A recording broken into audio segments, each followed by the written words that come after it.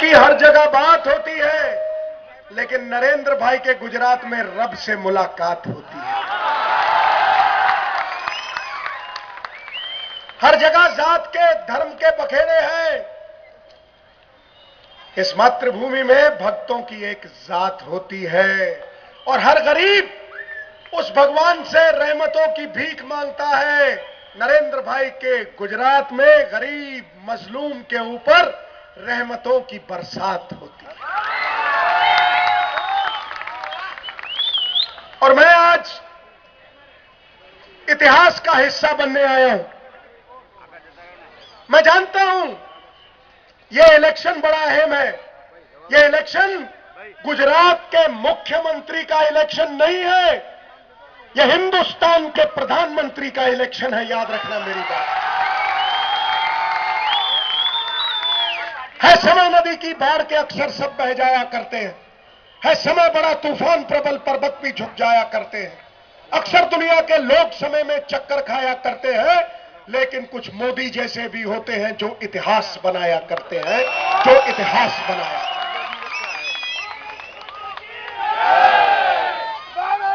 बोलो भारत माता की। पूरे देश की निगाहें टिकी हैं कि गुजरात के इलेक्शन की राहें क्या बन पाएंगी हिंदुस्तान की बाहें। ये तुम्हें फैसला करना है। ये तराजू उठा के तोल के वोट से चोट करके तुम्हें फैसला करना है। गणित के प्रोफेसर करते हैं, गणित के प्रोफेसर कहते हैं जमा गुणा घटा भाग ठीक कर दो, शेष खुद ब खुद ठीक हो जाएगा। सिद्धू कहता है नरेंद्र भाई को तुम दिल्ली ठीक कर दो, देश खुद ब खुद ठीक हो जाएगा। ये दिल्ली ठीक करनी है, क्योंकि कांग्रेस तो मुन्नी से ज्यादा बदनाम है। ठोको ठोको ताली ठोको, क्योंकि कांग्रेस तो मुन्नी से ज्यादा बदनाम है और शीला से ज्यादा नीलाम है।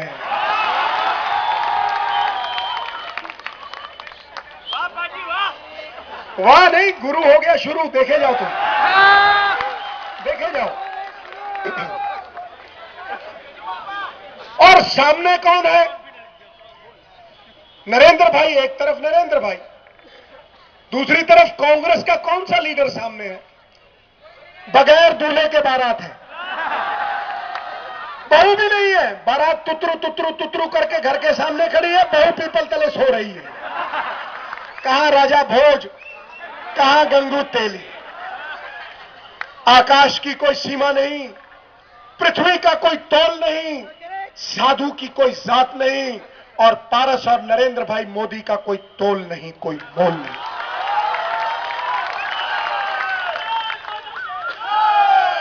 पारस जिसको छू लेता है उसमें गौरव का संचार कर देता है।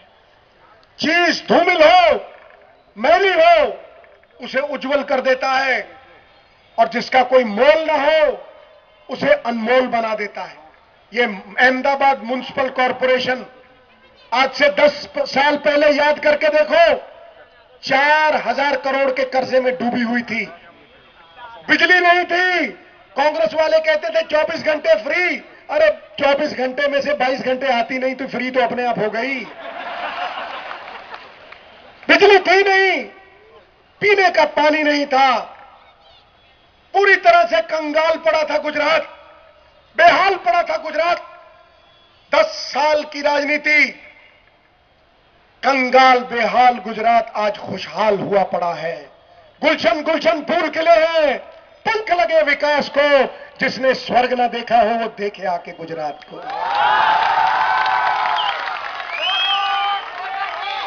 ठोको ठोको ताली ठोको।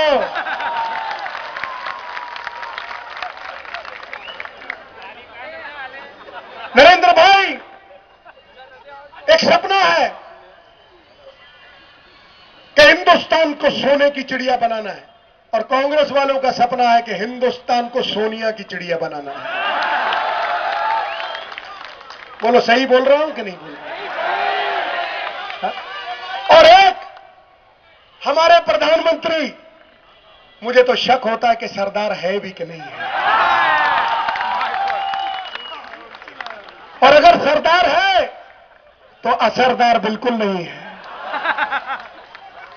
सही बोल रहा हूं? पूरा देश लूट रहा है, पूरा देश बर्बाद हो रहा है, चोर लूट लूट के खा रहे हैं, और मेरी खामोशी ही मेरी सदियों की इंतकाल लेगी। तो कर लो बात, कर लो बात। सारा देश हंगामा हुआ पड़ा है। 2G स्कैम, 2 लाख करोड़ का घपला, आदर्श घोटाला, राजा का स्कैम, कॉमनवेल्थ घोटाला, घोटाले पे घोटाला, और सरदार साहब चुप। सरदार साहब की आवाज ही नहीं, रोबोट भी नहीं। मैं सुनाता हूं तुमको। वो चित्रगुप्त को एक बार महात्मा गांधी जी स्वर्ग में पूछे कि चित्रगुप्त, वो 3 बंदर छोड़ के आया था मैं हिंदुस्तान में, कहां है वो? बोला सर अभी दूरबीन लगा के देखता हूं किधर है। मैं दूरबीन लगाई, बोला सर बोलो, वो जो कान में उंगली देके बंदर था वो तो हिंदुस्तान की सरकार बन गई, गूंगी बहरी। अच्छा, वो जो आंख में पट्टी बांध के बैठा था वो क्या है? वो कानून बन गया, अंधा कानून। अरे यार तीसरा तो दिखाई नहीं दे रहा, जो वो तीसरा तो दिखाई नहीं दे रहा। बोला वो हिंदुस्तान का प्रधानमंत्री बन गया। ठोको ठोको ताली ठोको।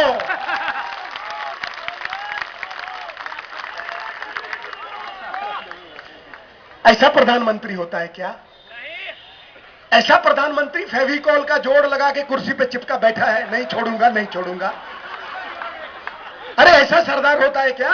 सरदार होता है क्षत्रियों का अग्रगामी, शत्रुओं का दमन करता, टुकड़ी के आगे चलने वाला। करे जो फूल की रक्षा उसे हम खार कहते हैं, खार होता है कांटा। करे जो फूल की रक्षा उसे हम खार कहते हैं। झुका देती जो गर्दन को उसे हम हार कहते हैं। लगा के जान की बाजी करे जो देश की रक्षा, रखे जो तार पे सर को उसे सरदार कहते हैं।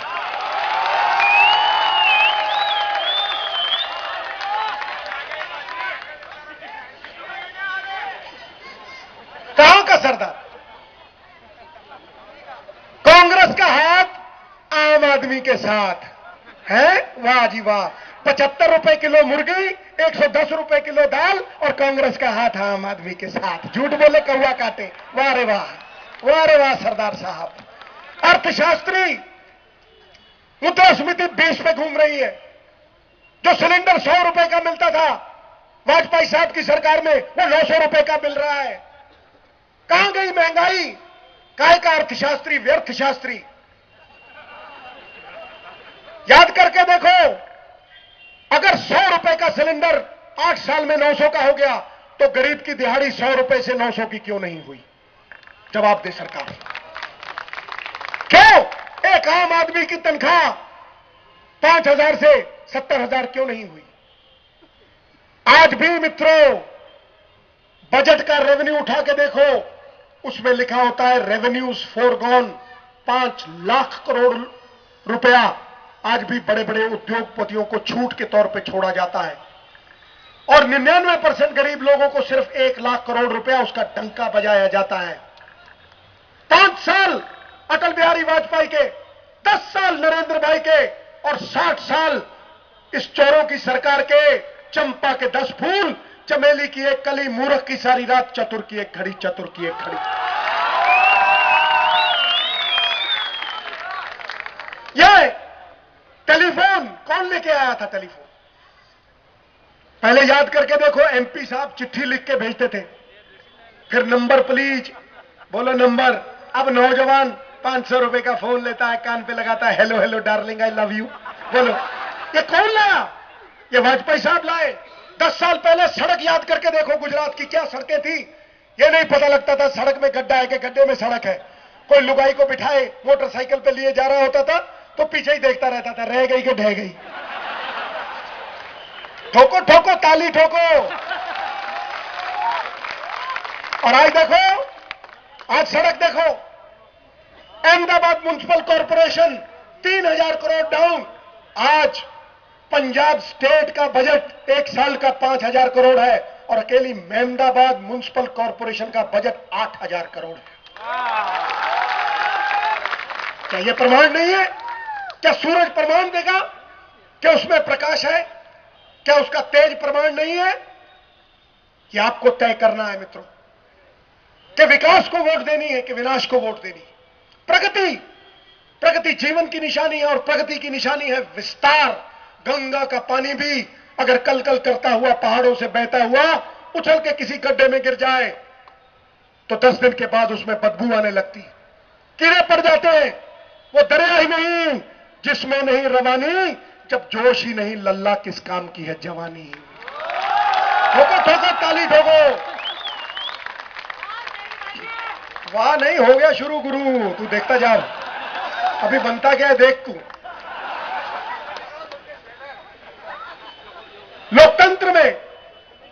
लोकतंत्र में राज लोगों का है। आवाज खलक नगाड़ा खुदा, जनता की आवाज में परमात्मा की आवाज है। कोई रसिक वैरागी चाहिए, रसिक वैरागी इंद्रियों को पूरी तरह जीत ले, जो वैसा रसिक वैरागी जो रसों में रह के भी वैरागी हो, जिसका अपना कुछ स्वार्थ ना हो। आज लीडर नहीं रहे, आज सिर्फ पैसा कमाना, राजनीति एक प्रोफेशन बन गई, राजनीति एक तवायफ होकर रह गई। लोगों का विश्वास नहीं है। अरे पैसे तो नाचने वालियों के पास भी होते हैं, उनके पास इज्जत नहीं होती। नरेंद्र भाई मोदी अमीर क्यों है? नरेंद्र भाई मोदी अमीर इसलिए है उसके पास गुजरात की जनता का प्यार और विश्वास आज भी बरकरार है। और यह सबसे बड़ी चीज है। 1 लाख करोड़ नौकरी सरदार मनमोहन सिंह कहते थे, 72% नौकरी। शिक्षा यह मोदी साहब ने दी है। शिक्षा काम धेनु गाय है मित्रों, हर इच्छा को पूरा करने वाली। यह वह धन है जो विदेशों में भी कोई चोरी नहीं कर सकता, जो कुरूप को भी सुंदर बना देता है। जब लड़की ब्यानी होती है तो शक्ल नहीं देखता आदमी, आते कमाता कितना है भाई, बोलो कमाता कितना है, सही बोलता है कि नहीं बोलता? तो इबादत नहीं है सिर्फ माला को घुमा देना, इबादत है किसी भूखे को रोटी खिला देना, किसी रोते हुए को हंसा देना, किसी उजड़े हुए को बसा देना। यह है इबादत। और वह इबादत नरेंद्र भाई ने की है। 72% नौकरी हिंदुस्तान में जो मिली है वो गुजरात में मिली है। सबसे सस्ती शिक्षा हिंदुस्तान की आज गुजरात में है। फिर काहे का मुकाबला, काहे का ये व्यर्थ का मुकाबला? हिंदुस्तान को वो रसिक वैरागी अगर तुमने देना है, जमा डालो। अंगद का पैर 110 सीट से जीता गुजरात, तो क्या जीता?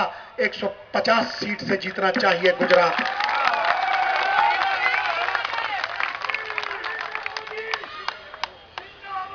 पंजाब का महाराजा रंजीत सिंह है नरेंद्र भाई। जा रहा था काफिला, महाराजा रंजीत सिंह का एक पत्थर आया उड़ता हुआ, आंख पे लगा, आंख फूट गई। कहा किसने की है तौहीन, पकड़ के लाओ, सजाए मौत सुनाओ। पंजाब के महाराजा की आंख फोड़ डाली। 2 मिनट बाद सिपाही पकड़ के लाए एक बूढ़ी औरत, बूढ़ी गरीब लाचार औरत। बोलने लगी महाराजा मेरा कोई कसूर नहीं, मेरे घर में मेरे बेटे की मृत्यु हो गई, उसकी बहू बीमार पड़ी है, घर में 2 छोटे छोटे बच्चे हैं। मैं यहां बेरी से बेर तोड़ने आई थी, मैंने बेरी को दबा के पत्थर मारा, बेरी को नहीं लगा महाराजा, तेरी आंख पे आके लग गया, मेरा कोई कसूर नहीं, मैं निर्दोष हूं, मेरी जान बख्श दे महाराजा। तो पंजाब के उस महाराजा ने अपने मंत्री को कहा बूढ़ी औरत को 1000 सोने की अशर्फियां दे दो। तो मंत्री ने बोला महाराज इसने जघन्य अपराध किया है, इसने आपकी आंख फोड़ी है, इसे सजाए मौत सुनाइए। तो पंजाब के उस महाराजा ने छाती ठोक के कहा कि अगर बेरी का पेड़ पत्थर लगने पे मीठे बेर दे सकता है तो पंजाब का महाराजा पत्थर लगने पे इस बूढ़ी औरत को 1000 सोने की अशर्फी नहीं दे सकता। वो है नरेंद्र मोदी, वो है नरेंद्र मोदी। इंद्रियों के ऊपर पूरी तरह से फतह। कौन है ऐसा हिंदुस्तान में जो कह सके कि मैं ईमानदार हूं पूरी तरह, मैं परिवार के लिए नहीं जीता, ये गुजरात मेरा परिवार है। कौन है ऐसा? ये सोचो, ये सोच के फिर वोट डालो। तुम्हें निर्णय करना आसान हो जाएगा मित्रों। मैं सब कुछ छोड़ के, बिग बॉस भी छोड़ के आया हूं। क्यों छोड़ के आया हूं? मैं जानता हूं इस इलेक्शन की अहमियत को। मैं जानता हूं इस इलेक्शन के गर्भ में हिंदुस्तान का प्रधानमंत्री छुपा हुआ है। मैं जानता हूं कि जिस तरह आग के ढेरों को कोई खा नहीं सकता, पृथ्वी को ऊंचा उठा नहीं सकता, सागरों को जैसे कोई सुखा नहीं सकता, पर्वत हिमालय जैसे कोई हिला नहीं सकता, सूर्यदेव को फूंक मार बुझा नहीं सकता, उसी तरह सत्य की और भारतीय जनता पार्टी की ताकत को गुजरात में कोई मिटा नहीं सकता, कोई दबा नहीं सकता। मित्रों, यह निर्णय तुम्हारा है। पढ़े लिखे लोग हैं, पढ़े लिखे लोग फैसला अच्छा करते हैं। अहमदाबाद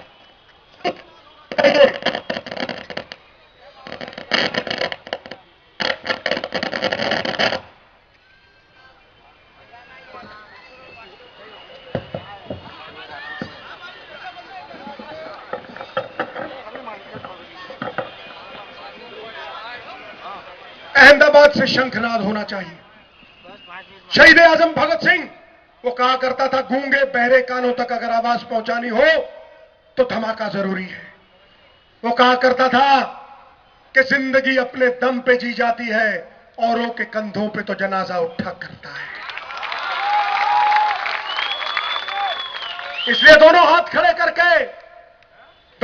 खड़े करके आज एक ऐसा शंखनाद करो कि कुंभकर्ण रूपी वो सरकार जो सो रही है और हमारा प्रधानमंत्री जो फेविकॉल का जोड़ लगा के कुर्सी पे चिपका हुआ है, कहीं ना कहीं वो जागे, स्वाभिमान जागे, अलख जागे और हिंदुस्तान पूरी तरह से ये समझ ले कि है अंधेरा बहुत, अब सूरज निकलना चाहिए। जैसे भी हो ये मौसम बदलना चाहिए और जो चेहरे रोज बदलते हैं नकाबों की तरह, अब जनाजा धूम से उनका निकलना चाहिए, उनका निकलना चाहिए। मित्रों, मैं एक कहानी तुम्हें सुनाना चाहता हूं। यह कहानी मेरे जीवन का सार है। यह तुम्हारे इस इलेक्शन का निर्णय करने में तुम्हें बहुत आसानी देगी। इस कहानी को तुम समझ गए तो नरेंद्र भाई मोदी को समझ जाओगे, हिंदुस्तान की राजनीति को समझ जाओगे और वो प्रण कर लोगे जो मैं करके आया हूं। मैं प्रण करके आया हूं कि आजादी की शाम नहीं होने दूंगा, वीरों की समाधियों को बदनाम नहीं होने दूंगा। जब तक तन में गर्म लहू की एक बूंद भी बाकी है, भारत माता का आंचल नीलाम नहीं होने दूंगा, नीलाम नहीं होने। मित्रों, वो कहानी है, बाबा नानक के पास एक आदमी गया। उसने कहा, बाबा जी मैं मानवीय जीवन का मोल जानना चाहता हूं, बताइए मानवीय जीवन का मोल क्या है। बाबा जी ने एक सुच्चा लाल, एक बेशकीमती रूबी उसको दी और कहा, जा इसका मोल डलवा के आना, इसे बेचना मत। बेशकीमत नग, बेशकीमत नायाब रूबी को लेके बाहर निकला। एक आदमी संतरे बेच रहा था, उसके हाथ में थमा दी रूबी। कहने लगा, क्या मोल डाला? उसने देखा, कहता, पत्थर तेरा सुंदर है, चमक रहा है, ले 1 दर्जन संतरे ले जा और ये बेशकीमत नग मुझे दे जा। बोला, नहीं गुरु का हुक्म है, बेचना नहीं, मोल डलवाना। आगे चला गया, एक सब्जी तरकारी बेच रहा था, उसके हाथ में दे दी रूबी और कहने लगा, क्या मोल डाला?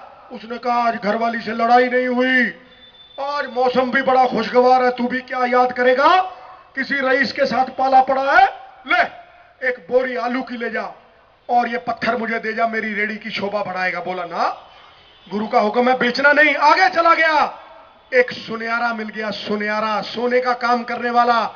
उसने देखा जब उस बेशकीमती नग को, कहने लगा, 10 करोड़ रुपए, 10 करोड़।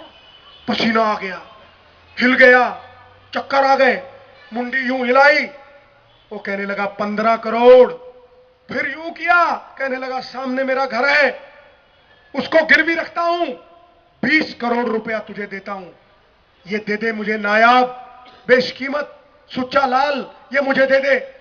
कहने लगा, नहीं गुरु का हुक्म है, बेचना नहीं। आगे चला गया, आगे एक हीरो का जौहरी, आखिरी आदमी जो उसे मिला, हीरो का जौहरी हीरो के जौहरी ने देखा सुच्चा लाल, हैरान रह गया। कपड़ा बिछाया, कपड़े के नीचे सिराना रखा, माथा टेका, 7 बार परिक्रमा की, फिर दंडवत प्रणाम किया। बोला कहां से लेके आया यार? बोला वाद विवाद का समय नहीं, पता कीमत क्या लगाई? बोला सूर्य चांद सितारे बेच ले, सारी कायनात बेच ले, जमीन आसमान बेच ले, इसका मोल नहीं लगा सकता, ये तो अनमोल है।